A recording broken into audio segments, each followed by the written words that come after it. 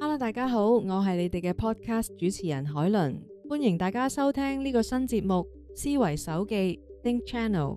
喺度會同大家分享唔同嘅好書，希望能夠幫助到各位建立一個強大嘅知識庫。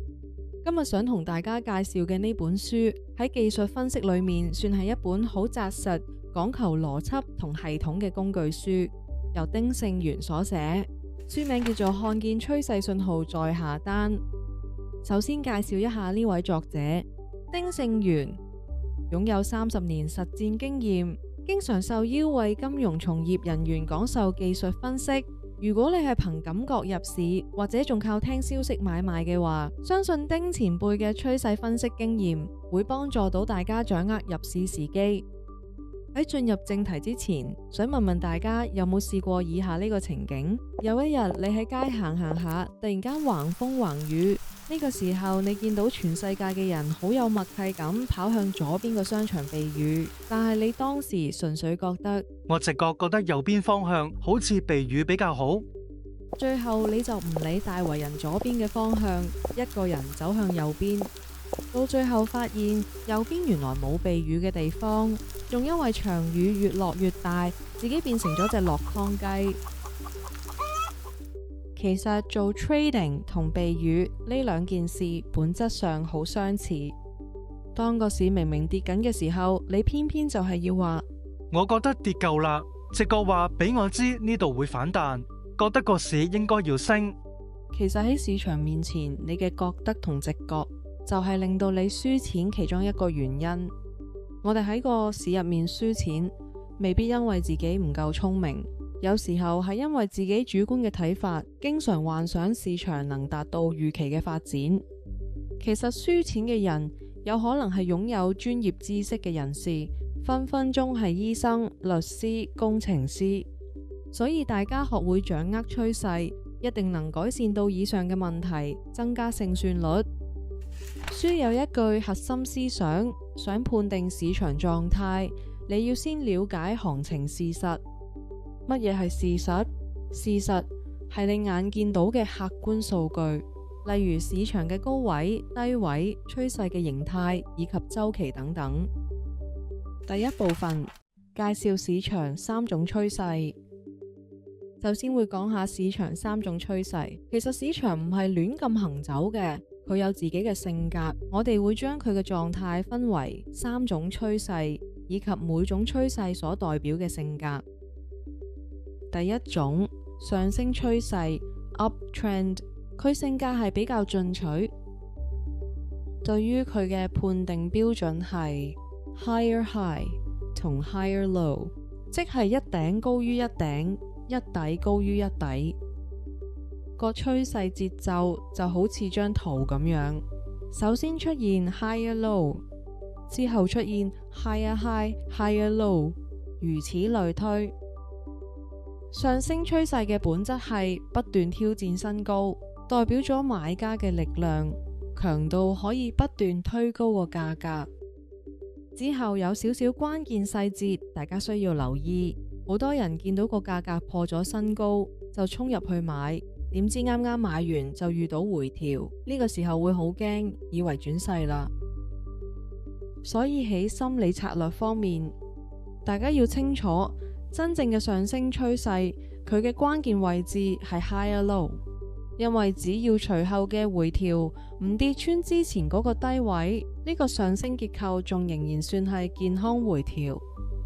第二種係下降趨勢 downtrend， 佢性格比較軟弱，而判定佢嘅標準係咁 lower low 以及 lower high， 一底低於一底，一頂低於一頂，同剛剛講嘅上升趨勢呈相反嘅狀態。而趨勢節奏係首先係 low 同 high， 之後 lower low lower high， 再繼續 lower low lower high。下降趨勢本質係會不斷跌破低位，咁係代表咗市場參與者失去守住價格嘅信心。而關鍵細節裏面，下降趨勢嘅每一次反彈其實都係一個弱勢表現，因為每一次反彈都冇能力升穿之前個高位。形成咗 lower high。呢個時候，我哋個心理策略應該要暫時觀望市場變化，因為投資者呢個時候最中意執平嘢，覺得跌咗咁多，點都應該回升啩。但喺下降趨勢，每一波反彈有機會係俾大家嘅逃生門。如果你呢個時間點買貨，可能會變成接刀仔，導致賬面虧損，所以大家都係忍一忍手。第三種橫向趨勢 （sideway trend） 性格係猶疑型，比起剛剛提到嘅上升同下降趨勢，橫向趨勢就比較缺乏方向感。呈橫向嘅發展，判定佢嘅標準會係 equal highs 同埋 equal lows， 亦即係高位持平以及低位持平。所以當股價升到某個位置，就會遇到阻力回落，又或者係跌到某個位置就獲得支撐，形成反彈，出現一個明顯框架形態，買賣雙方形成拉鋸嘅局面。喺關鍵細節方面，通常個價喺一個框框入面震嚟震去，完全冇方向。而買賣心理策略方面，呢種情況下通常會選擇觀望，或者只係喺框框嘅邊緣做短線買賣。但大家要留意一點，喺呢個階段如果仲係身痕過度頻繁交易嘅話，你份本金好快會俾啲手續費同止損慢慢磨乾。可能你每次輸少少唔覺得痛，但回頭一睇返，可能個倉位已經縮咗一大截。俾一個少少總結大家，其實學識睇呢三種趨勢，唔係要我哋變做預言家去估聽日升定跌，而係要我哋學識閱讀市場情緒。投資市場就好似一個社會，咩性格嘅人都有。如果你連對方係咩性格都未摸清就衝去交心，咁就有機會誤交損友啦。所以大家記住，先睇趨勢性格，再定操作策略。第二部分，大數法則。想問大家喺判定高低點嗰陣，會唔會問過呢個問題？今日個高位比尋日高咗一格，算唔算出現突破？呢度就要講返書提到嘅大數法則。我哋用一個買菜嘅生活情景作個比喻，想象一下你平時去買菜，每斤菜10蚊。如果今日菜檔賣10蚊1毫，你會唔會覺得通脹好勁？相信大家肯定答唔會，因為你會覺得可能個菜榜有問題，出現咗1毫子嘅誤差，但唔會影響我今日唔買菜。但如果今日菜賣15蚊斤，你一定會大嗌：哇，大佬貴咗50%，係咪就快打大風？所以價格要大到某個程度，先至會有一定反應。返到去投資市場，即係話個市場差額要大到令大多數人都覺得明顯，先算係趨勢嘅開始，咁先符合大數法則。關於大數法則，書裏面講到細至0.5%到1%為噪音階段，而3%到5%為集體反應階段。喺噪音階段，細微嘅波動我哋叫佢做噪音，就等於買菜個1毫，唔太起眼。市場上面0.5%到1%，可能只係某個大戶隨手平倉，或者一單無關痛癢嘅小新聞。如果你因為高咗一格就急住入，有可能會出現虧損。而喺集體反應階段嘅位置，當價格波動超過一個明顯嘅百分比，就等於買菜個5蚊，就會產生情緒。喺市場上面3%到5%嘅波動，會令大家開始恐慌或者興奮，從而做出一致嘅行動。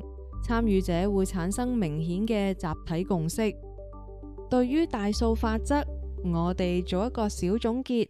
當大家觀察市場波動反應，進行買賣嘅時候，一定要追求明顯嘅波動，唔好太過糾結於1%。如果連你都要拎放大鏡先睇到個突破，咁呢個突破嘅勝算率亦唔會太高。第三部分，趨勢週期。好啦，明白咗以上嘅定義，輪到認識趨勢嘅週期。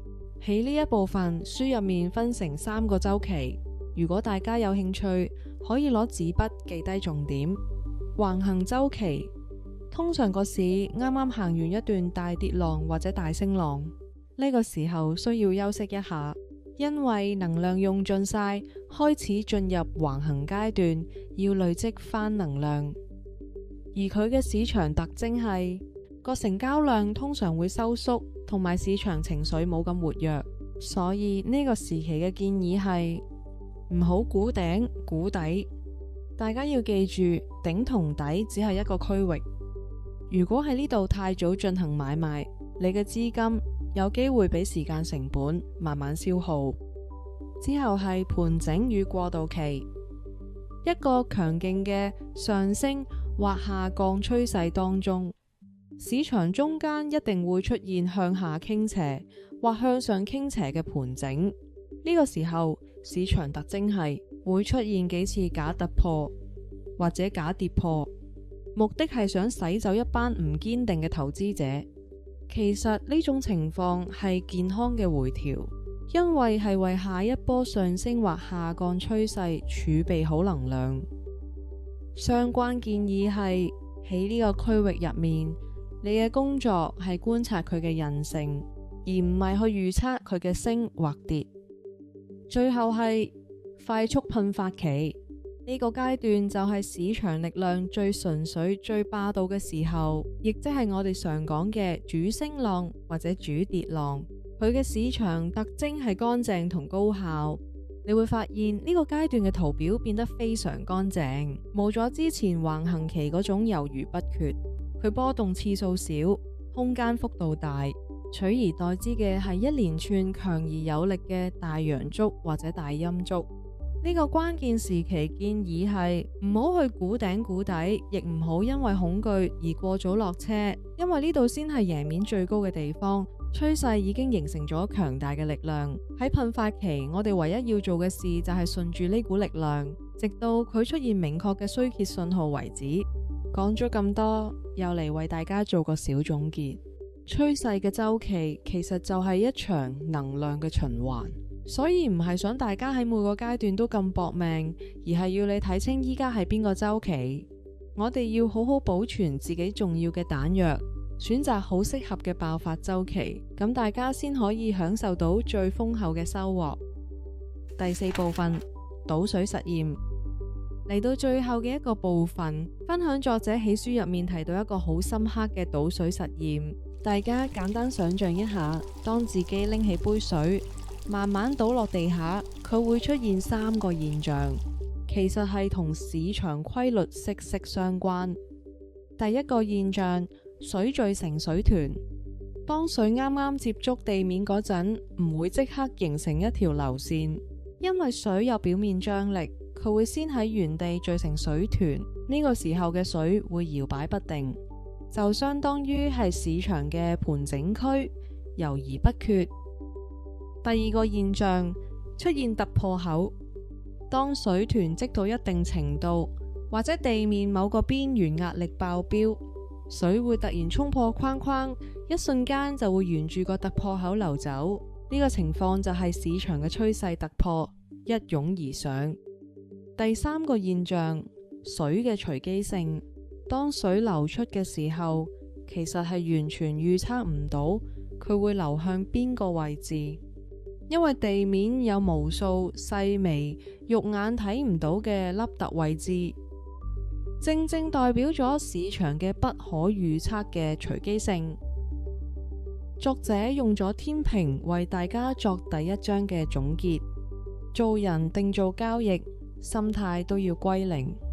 市場其實係一個極之靈敏嘅天平，佢處於自由搖擺嘅狀態，有時偏向買方，有時傾斜向賣方。